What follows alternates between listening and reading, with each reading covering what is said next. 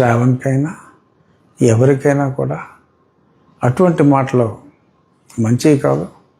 నిన్న శ్రావణ్ కుమార్ ప్రజల్లో నేను ఈనాడు అనని మాటలు అన్నట్టుగా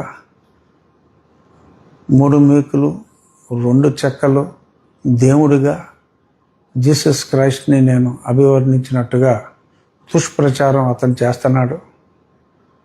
భగవంతుని సాక్షిగా నేను అటువంటి మాటలు మాట్లాడలేదు.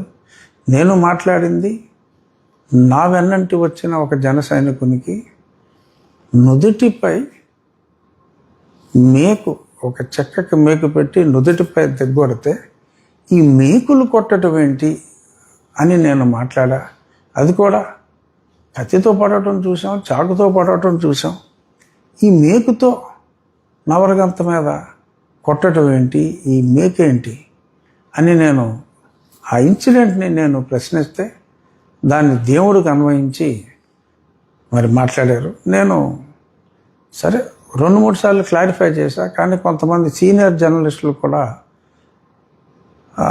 ఈ ఇష్యూ గురించి రఘురామకృష్ణరాజు జీసస్ క్రైస్ట్ని అలా మేకుల దేవుడు, చెక్కల దేవుడు అని అనకుండా ఉండవలసింది అని చెప్పి కొంతమంది సీనియర్ జర్నలిస్టులు కూడా మాట్లాడటం చూసి, ఓహో ఈ విషయం ప్రజలకి చేరలేదా అనే విషయాన్ని నేను పూర్తిగా క్లారిఫై చేయటానికే ఈ వీడియోని నేను టెలికాస్ట్ చేస్తున్నా. నాకు క్రైస్తవం అంటే గౌరవం, హిందూ మతం అంటే ప్రేమ, ఇస్లాం అంటే గౌరవం ఉన్నాయి. నేను ఎప్పుడూ ఏ మతాన్ని కించపరచను. రాజ్యాంగాన్ని గౌరవించమనే నేను చెప్తున్నాను.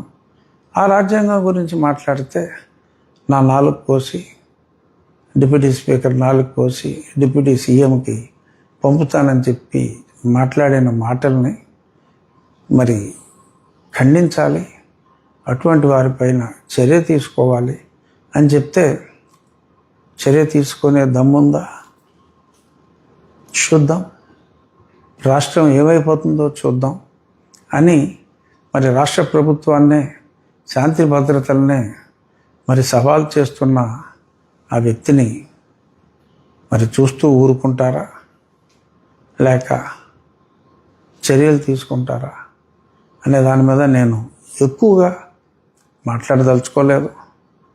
నేనైతే ఇవాళ కాకపోతే రేపు రావణ్కి 5 రోజులు పట్టింది, అలా శ్రావణ్కి 50 రోజులు పట్టవచ్చు. చూద్దాం. ప్రభుత్వాన్ని నమ్మిన వ్యక్తిని, పోలీస్ వ్యవస్థను నమ్మిన వ్యక్తిగా, ముఖ్యమంత్రి గారి సమర్థ నాయకత్వం మీద పూర్తి విశ్వాసం ఉన్న వ్యక్తిగా రాబోయే రోజుల్లో ఆలస్యం అయినప్పటికీ, ఎన్ని బెదిరింపులు ఇలా చెప్పి బెదిరించినప్పటికీ తప్పకుండా, నువ్వు ఎన్ని అబద్ధాలు నా మీద నోటుకొచ్చినట్టు వాగి ప్రచారం చేసినప్పటికీ, yes I'm very sure in coming days justice would be done.